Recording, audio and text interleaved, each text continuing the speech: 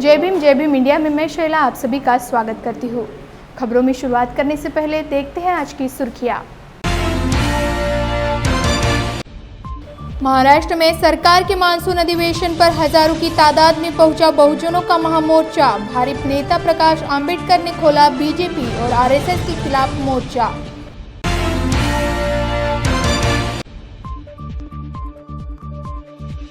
महाराष्ट्र सरकार एक common merit list जाहिर करे, नागपुर में श्रीहरि आने की मांग।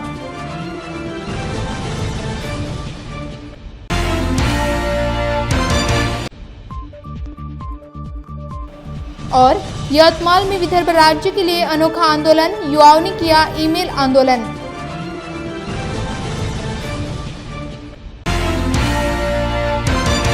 रुक करते हैं खबरों की ओर। मुंबई में महाराष्ट्र के मानसून अधिवेशन के दूसरे दिन भारी बहुजन महासंघ प्रकाश आंबेडकर गुट द्वारा पुकारे गए मोर्चे में सुबह से ही मुंबई शहर में बहुजन समाज की विविध संगठना अपने अपने तरीके से पहुंची हुई थी, जहां तेज बारिश में भी बहुजन समाज के हौसले को कम नहीं कर पाई, जहां मुंबई की सड़कों पर बहुजन समाज के नीले झंडों का बोलबाला दिख रहा था।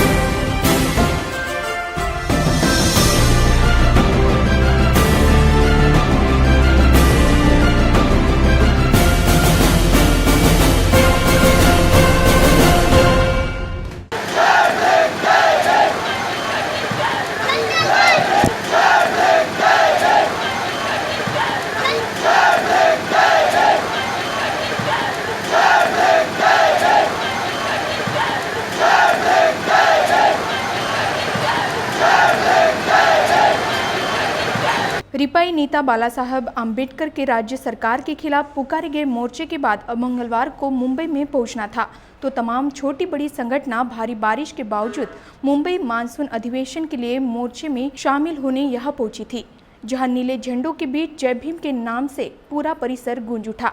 इस दौरान बहुजन जनता ने बीजेपी और आरएसएस के खिलाफ जमकर नारेबाजी भी की।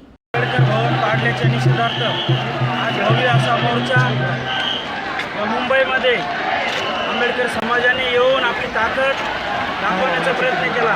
खरं तर सरकारने रत्नाकर गायकवाड यांच्या माध्यमातून एक हस्त नेमून स्वतः रत्नाकर गायकवाड हा सरकारचा हस्तक असून या सरकारने आणि रत्नाकर गायकवाड यांनी या समाजामध्ये दुपळी निर्माण करण्याचा प्रयत्न केला। या दुपळीने कुठल्याही प्रकारचा काही अनुचित प्रकार घडणार नाही, परंतु या सरकारला रत्नाकर गायकवाडला समाज त्यांची जागा दाखवून देईल। या दोघांचाही सरकारचा आणि रत्नाकर गायकवाडचा आम्ही जाहीर निषेध करतो।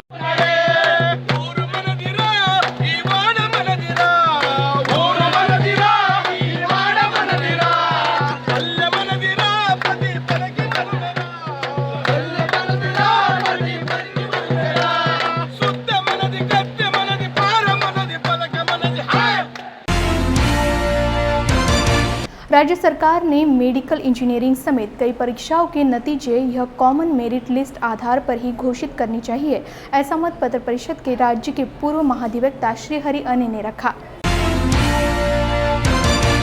महाराष्ट्र में एक नया कानून आया है जिसके मुताबिक सभी प्रोफेशनल कोर्सेज में मेरिट के हिसाब से एडमिशन होनी चाहिए, लेकिन इसके बावजूद आज भी मेडिकल कॉलेजेस का उदाहरण लेके हम कह रहे हैं, रीजनल कोटा नाम की एक चीज़ चालू है। सारे महाराष्ट्र के सब मेडिकल के सीट्स में जो भी कॉमन मेरिट लिस्ट बनती है उससे एडमिशन्स नहीं दिए जाते। उन्होंने हर रीजन में जितने सीट्स है उसका 70% नंबर ऑफ सीट्स रीजन के सीट्स में कन्वर्ट कर दिया है, ताकि उसी रीजन का बच्चा उस सीट में आ पाए। जब इस तरीके का हिसाब रखा जाता है तब ये जाहिर है कि पश्चिम महाराष्ट्र में जहाँ में ज़्यादा सीट्स है वहाँ में 70% सीट्स ज़्यादा सीट्स में कन्वर्ट होते हैं।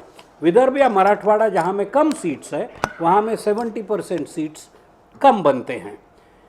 विदर्भ या मराठवाड़ा में ज़्यादा मार्क रखने वाला बच्चा मेडिकल में एडमिशन नहीं पाता था, जबकि उससे कम मार्क वाला लड़का पश्चिम महाराष्ट्र में मेडिकल में उसे एडमिशन मिलती है। जब महाराष्ट्र सरकार ने कानून बनाया है कि कॉमन मेरिट लिस्ट बनेगी और उस मेरिट लिस्ट के हिसाब से जो ऊपर जो नीचे जैसा भी रहे उन्हें एडमिशन मिलेगी, तो फिर ये दूजा भाव क्यों किया जाता है कि विदर्भ के बच्चों को सिर्फ विदर्भ के सीट्स के 70% मिलेंगे और पश्चिम महाराष्ट्र के बच्चों को पश्चिम महाराष्ट्र के सीट्स के 70% कम मिलेंगे। हाँ, ये आप कर भी सकते हैं यदि सीट्स समान रहती तो, लेकिन सीट्स भी समान नहीं है, वहाँ ज़्यादा सीट्स है, कोई गुंजाइश नहीं है महाराष्ट्र में ज़्यादा सीट्स रखते हुए विदर्भ में सीट्स बढ़ाई जाएंगी। उसके लिए बहुत लंबी प्रक्रिया होती है और न तो सरकार उसमें दिलचस्पी रखता है, न तो वो हो रही है। तो आज के कम नंबर ऑफ सीट्स जो विदर्भ और मराठवाड़ा में है, उस हिसाब से हमारे बच्चे कम डॉक्टर्स बन पा रहे हैं, उनसे कम मार्क वाले बच्चे पश्चिम महाराष्ट्र में डॉक्टर बन पा रहे हैं। ये समस्या है। कोर्ट में ये केस अभी भी सुनाई जा रही है। जहाँ तक मैं खुद इस केस में नहीं हूँ कोर्ट में, जहाँ तक मेरी जानकारी है महाराष्ट्र सरकार को इसमें जवाब मांगा गया है और महाराष्ट्र सरकार का जवाब पेश किया गया है। वो जवाब के बेसिस पर मैं आपसे बतला रहा हूँ कि ये 3 टाइप के डिविजन्स किए गए हैं और रीजनल कोटा के नाम के बदौलत कम मार्क वाले बच्चों को एडमिशन्स दी जाती है अलग अलग रीजन में और ज़्यादा मार्क वाले बच्चों को वंचित रखा जाता है। ये शायद इंटरिम रिलीफ के लिए अभी आर्ग्यू हो रहा है। यदि इंटरिम रिलीफ दिया गया तो फिर इसका बदल शायद जल्दी दिख सकता है, लेकिन कोर्ट और कोर्ट की कचहरी में जो वक्त लगता है शायद यहाँ हो भी जावे। अपील में मामला जाता है, सुप्रीम कोर्ट तक जाता है, एडमिशन्स तो रुकने वाले हैं नहीं, कॉलेजेस तो चालू होने वाले हैं। इस स्थिति में आज के तारीख में ये इस साल में होगा कि नहीं, इसके बारे में मुझे बहुत शंका है। महाराष्ट्र के सोलापुर जिले के सांगोला तहसील में इन दिनों अवैध यातायात का बोलबाला है, जहां पर यातायात नियमों को ताक पर रखकर अवैध यातायात का कारोबार अपने चरम सीमा पर है। यहाँ यातायात विभाग और पुलिस विभाग सब जानकर क्यों चुप बैठे हैं, ये समझ नहीं आ रहा है। महाराष्ट्र के सांगोला तहसील के अवैध वाहनों के यातायात का सिलसिला बढ़ते जा रहा है, जहां पर आए दिन बड़ी संख्या में गाड़ियों का आवागमन हो रहा है। यही नहीं, ओवरलोड गाड़ियां भी धड़ल्ले से यहाँ चलाई जा रही है, जिसके कारण शहर का यातायात प्रभावित हो रहा है। ओवरलोड गाड़ियों के अलावा दिनों दिन बस, यात्री, टमटम भी यहाँ चल रही है। यही नहीं, यातायात नियमों की धज्जियां उड़ाते हुए हर तरफ मनमानी चल रही है, लेकिन ट्रैफिक और परिवहन विभाग कोई ध्यान नहीं दे रहा है। मोटार वाहन कायदा 1988च्या खाली साधारणतः अवैध प्रवासी वाहतूक असेल, ओव्हरलोड वाहतूक असेल, ओव्हरलोड पॅसेंजर्स असतील, गाडीचे कागदपत्र नसतील, गाडी फिटनेस नसेल, इन्शुरन्स PUC नसतील, यासारख्या विविध गुन्ह्यांच्या खाली वाहनांवरती आपण कारवाई करू शकत असतो आणि वारंवार ती चालू पण असते। दरवेळी आपल्याला शासनाकडून टार्गेट्स आलेले असतात आणि ते दंडाच्या स्वरूपामध्ये त्या ठराविक रकमा दंड वसुलीसाठी आपले जे टार्गेट्स असतात ते कंप्लीट करण्यासाठी तो एक ऑफिसर तसा कमी पडतो, मात्र त्याच्यावरतीच या कार्यालयाचं कामकाज चालू आहे। याबरोबर माझ्याबरोबर पोलिसांना सुद्धा कायद्याने ते अधिकार दिलेले आहेत। फक्त आम्हीच नाही तर पोलिसांना पण ते अधिकार आहेत। सोलापुर के सांगोला में यातायात के नियमों की अनदेखी के कहलाते सांगोला तहसील में पुलिस निरीक्षक के तौर पर हारून शेख की नियुक्ति की गई है। जहां अवैध यातायात रोकने के लिए हारून शेख क्या कदम उठाते हैं, ये देखने वाली बात है। जहां सांगोल में इस अवैध यातायात का खामियाजा स्कूल के विद्यार्थियों को भुगतना पड़ रहा है। महाराष्ट्र के यवतमाल जिले में विदर्भ राज्य आंदोलन समिति की युवा आघाड़ी की ओर से मंगलवार को यवतमाल जिले में अभिनव आंदोलन चलाया गया, जहां पृथक विदर्भ राज्य की जनजागृति के लिए युवाओं को इस आंदोलन से जोड़ने के लिए ईमेल आंदोलन चलाया गया।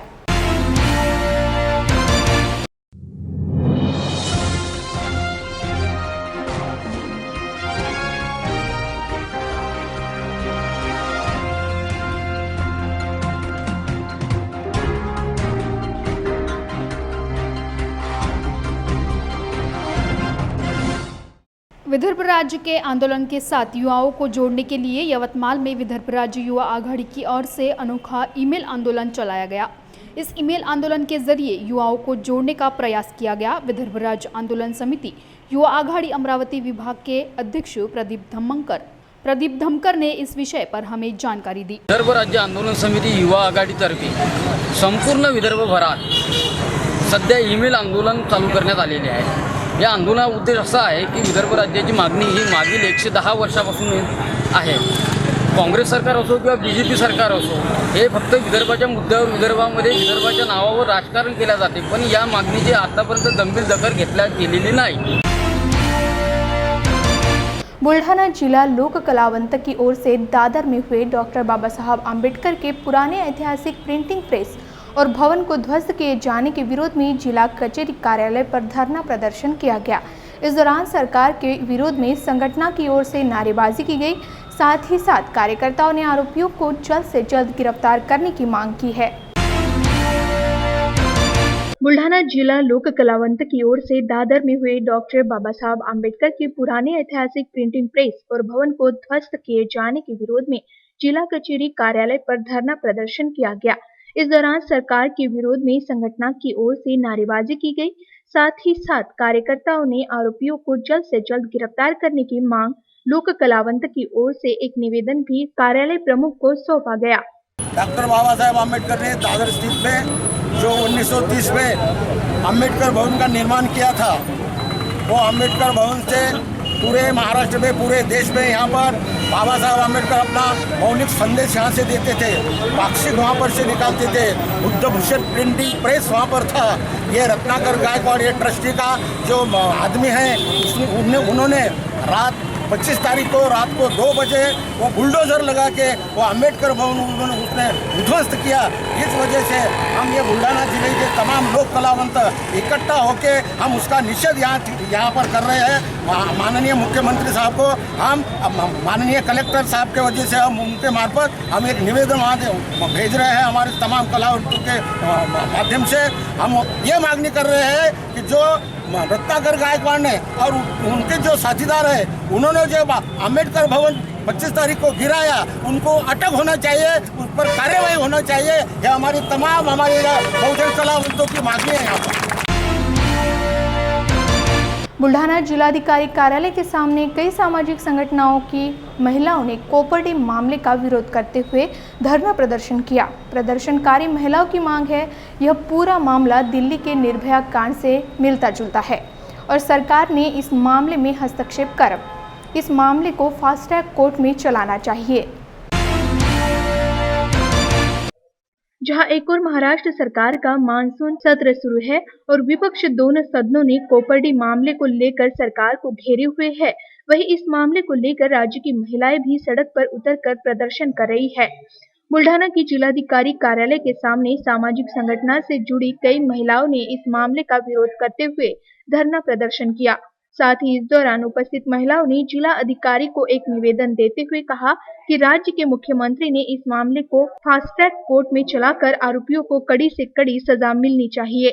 तालुका कर्जत गांव में जो कोपर्डी में जो नाबालिग लड़की पे बलात्कार हुआ है, वो न सिर्फ बलात्कार है बल्कि वो नराधम ने बहुत ही अत्याचार एकदम निर्घुण तरीके से किया है। इसका हम निषेध करते हैं और इसका निषेध करने के लिए बुल्ढाना जिलाधिकारी के कार्यालय पे आज बुल्ढाने में सभी संस्था सामाजिक संगठनों एकत्रित हुए और हम तीव्र शब्द में इसका निषेध करते हैं और हमारी ये मांग हम ये चाहते हैं कि इस आरोपी को ज़्यादा से ज़्यादा कठोर शिक्षा दी जाए और सबके सामने शिक्षा दी जाए, बल्कि हम औरतों के ऊपर सौंपा जाए कि इसका क्या करना है, हम हमारे ऊपर सौंप दो। क्योंकि ये जो हमारे भारत में जो न्याय व्यवस्था है वो बहुत ही जैसे बहुत लॉन्ग चलने वाली है, ये लॉन्ग नहीं होने चाहिए। इसका न्याय ज़्यादा से ज़्यादा 8 दिन में मिलना चाहिए, ऐसे हम ये करते हैं। पर जो अत्याचार अन्याय हुआ है तो उसका हम बुल्ढाने कर महिला के तरफ से हम तीव्र शब्द में निषेध व्यक्त करते हैं और वो जो नराधम है उनको कड़ी से कड़ी सज़ा दी जाए, ऐसे हमारी सबकी मांग है और हमने ऐसा निवेदन हमारे कलेक्टर साहब को दिए हुए हैं। महाराष्ट्र के चंद्रपुर जिले में वरोरा सोईत गांव के पास वर्धा नदी में साई कोसरा पुल पर एक ऑटो का नियंत्रण छूटने से ऑटो मुसाफिरों के साथ नदी में पलट गया। मिली जानकारी के मुताबिक चंद्रपुर जिले पर स्थित यवतमाल जिले की सीमा पर स्थित साई कोसरा पुल से एक ऑटो के नदी में पलट जाने से 3 लोगों की मौत हो जाने का मामला सामने आया है। बताया जा रहा है कि ऑटो चालक के साथ 2 मुसाफिर वरोरा से मंदेरी जा रहे थे, जहां वर्धा नदी के साई कोसरा पुल पर अचानक ऑटो पलटने से 3 लोगों की जल समाधि हो गई, जिसमें नाजिम अफसर शेख, शाहरुख शेख और इमरान शेख मृतक के नाम बताए जा रहे हैं। सोलापुर जिले के सांगोना के 50 वर्षीय वृद्ध ने एक गूंगी लड़की का अपहरण कर बलात्कार करने का मामला सामने आया है, जहां पुलिस ने आरोपी को गिरफ्तार कर लिया है। हवस कितनी हैवान हो सकती है, ये सोलापुर के सांगोना की एक घटना में सामने आता है, जहां एक 50 साल के वृद्ध व्यक्ति ने एक गूंगी लड़की का पहले तो अपहरण किया, जहां सुनसान जगह ले जाकर उसको अपने हवस का शिकार बनाया। आरोपी का नाम हनुमंत परतकर बताया जा रहा है, जहां पुलिस को इसकी जानकारी मिलने पर पुलिस ने आरोपी को गिरफ्तार कर लिया है। मैं Haroon Hanif Shaikh, senior police inspector में सांगोला पुलिस स्टेशन इंचार्ज हूँ। एक गूंगी लड़की रानी कोड़ेकर जो उसके घर के आसपास घूम रही थी, उसी वक्त उसी गांव में रहने वाला हनुमंत उर्फ हनुमा पड़लकर, इस 50 उम्र के व्यक्ति ने उसका अपहरण किया और उसको नग्न करके उसके साथ रेप किया। सांगोला पुलिस स्टेशन में अपहरण और रेप का गुना दर्ज किया है और उस आरोपी को गिरफ्तार किया गया है और मेडिकल जांच के बाद उसने जो दुष्कर्म किया उसको पुष्टि मिली है और इन्वेस्टिगेशन चालू। महाराष्ट्र के चंद्रपुर जिले में मंगलवार को गोंडवाना विदर्भ राज्य समिति ने विदर्भ राज्य के लिए आंदोलन किए। इस विदर्भ राज्य समिति ने गोंड जनता के विकास के लिए विदर्भ राज्य का बिगुल फूका। गोंड जनता के विकास के लिए चंद्रपुर के चांदागढ़ में गोंडवाना विदर्भ राज्य का ऐलान किया गया, जहां गोंडवाना पार्टी के कार्यकर्ताओं ने विदर्भ राज्य की मांग करते हुए शहर भर मोर्चे निकाले। इस दौरान कार्यकर्ताओं ने कहा कि गोंड जनता का शोषण हमेशा किया गया है, जिनके लिए अब जरूरत है तो विदर्भ राज्य, जिसके बाद ही विदर्भ राज्य का विकास हो पाएगा। हमारे इस प्रदेश में मराठी भाषिक महाराष्ट्र राज्य चल रहा है, लेकिन ये 50 सालों में गोंडियन जनता का कोई भी सांस्कृतिक कार्यक्रम यहाँ नहीं चला। गोंडियन जनता का शिक्षा बराबर नहीं हुई और गोंडियन जनता पर अलग अलग राज्यों का अलग अलग भाषा का यहाँ प्रभाव चल रहा है। हमारे संस्कृति का यहाँ कोई भी जतन नहीं हुआ है। इसलिए आज हम लोग चाहते हैं कि हमारा प्राचीन जो गोंडवाना राज्य था उसका इतिहास हमारे नई पीढ़ी के सामने उजागर होना जरूरी है। हमारे स्कूल पाठ्यक्रमों में कहीं भी गोंडवाना का इतिहास नहीं पढ़ाया जाता। साहित्य में यहाँ के गढ़ किले और यहाँ के रजवाड़े इसका कहीं भी कोई विवरण नहीं मिलता। इसलिए हमारे आदिवासी लोगों के बच्चों को हमारे पूर्व इतिहास मालूम नहीं पड़ता। यहाँ के संसाधन जो नैसर्गिक संसाधन है, यहाँ के गोंडियन जनता के परिश्रम से निर्माण किए हुए और उसका संगोपन किया हुआ संसाधन है, लेकिन आदिवासी लोगों को यहाँ से मूल निवासियों को बाजू हटाकर जो लोग यहाँ बाहर से आके बस रहे हैं, वही लोग यहाँ के संसाधनों को लूटने का काम चला रहे हैं। हम इसका कड़ाई से विरोध करते हैं। महाराष्ट्र राज्य हमारे इस संसाधनों का कोई हमें लाभ नहीं पहुंचा सका, इसलिए अभी हमारा महाराष्ट्र राज्य के प्रशासन पर कोई विश्वास नहीं रहा है। इसलिए हमें स्वतंत्र गोंडवाना विदर्भ राज्य की ज़रूरत महसूस हो रही है। इसलिए हमारे इस प्रदेश के पूरी जनता, गोंडियन जनता और विदर्भवासी जनता स्वतंत्र रूप से गोंडवाना विदर्भ राज्य होना चाहिए। इस बात को लेकर आज जो अखाड़ी का सन है, जिसे साल का पहला सन माना जाता है, इस वर्षा ऋतु से प्रारंभ होने वाला ये साल का पहला सन है। आज पहले सन ये आषाढ़ी पूर्णिमा के दिन से गोंडवाना विदर्भ राज्य का प्रचार कार्य आरंभ हुआ है। ऐसा गुजरात के अहमदाबाद में संत कबीर की जयंती के उपलक्ष्य पर डॉक्टर बाबा साहब आम्बेडकर युवा ब्रिगेड की ओर से एक संगीत संध्या का आयोजन किया गया। गुजरात के अहमदाबाद में संत कबीर की जयंती के उपलक्ष्य पर डॉक्टर बाबा साहब आम्बेडकर युवा ब्रिगेड की ओर से एक संगीत संध्या का आयोजन किया गया। संत कबीर के दोहे पर इंटरनेशनल कलाकारों ने अपनी प्रस्तुति कर समा बांधा। आइए नजर डालते हैं इस कार्यक्रम की प्रमुख झलकियों पर। मन में दुविधा पड़ गई, हो गए रूप अनेक, हो गए रूप अनेक।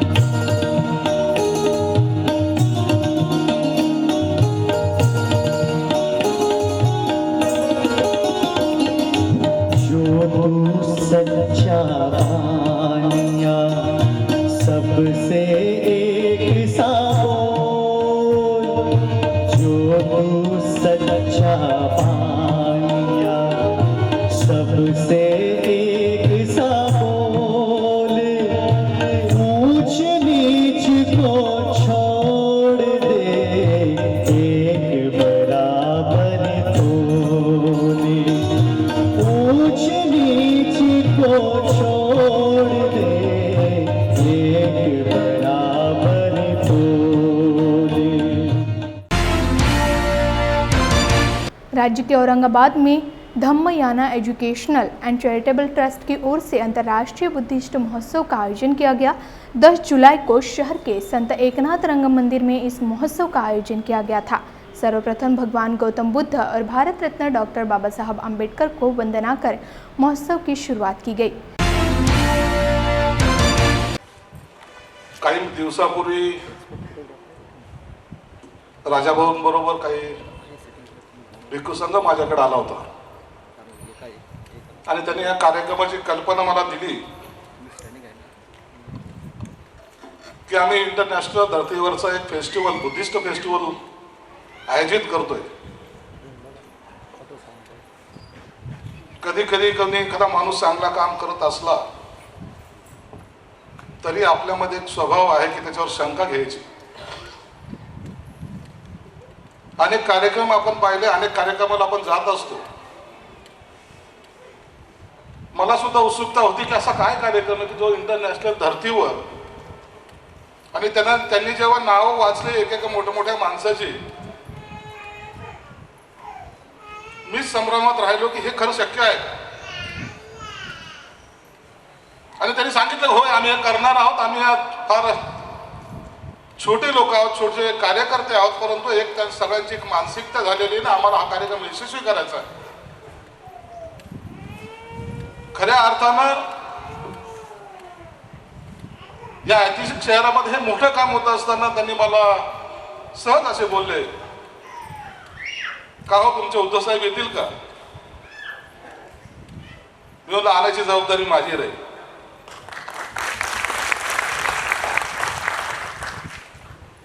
आपल्या समाजामध्ये ठरलेलं असतं। भिक्खूजींनी सांगितलं की आपण कार्यक्रम करताना एक ठराविक लेबल देतो किंवा एक ठराविक समाज म्हणून त्याला जेव्हा पाहतो त्या टायमाला मनामध्ये थोडं दुःख होतं की हा सर्व व्यापी का नसावा। माझा कार्यक्रम आहे, माझ्या समाजाचे विचार, माझ्या समाजाचे जे काही चांगले लोक आहेत ते समाजात इतरांसमोर काय येऊ नये। व्यासपीठावर कांबळेदादांचं जेव्हा ते सांगत होते त्या टायमाला मी माझ्या मनातल्या मनात विचार करत होतो, अरे साध्या आमदार होण्यापेक्षा तसं काम केलं असतं तर परवडलं असतं।